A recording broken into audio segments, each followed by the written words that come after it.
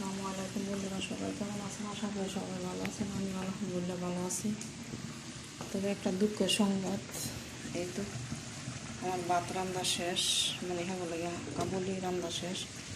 আর এখানে পেঁয়াজ ভাজার লেগে ভয় দিছি, মানে এই কাবুলি দিয়া মানে পেঁয়াজ ভাজা খাবার, মাছ ভাজা। আর এখন আমার ভাত রান্না শেষ, এই তরকারি আর এই হচ্ছে মাছ। আমি রুই মাছে ভর্তা করবো, এই আর কি। এটি করা হইল। দুঃখের সংবাদে একটা, যে কালকা ওমান তো বৃষ্টি জমছে, রবিবার তো বৃষ্টি হইতেছে, 3 দিন একটানা বৃষ্টি হইল। আজকে রোদ উঠছে, তো আজকে একটু রোদ উঠছে।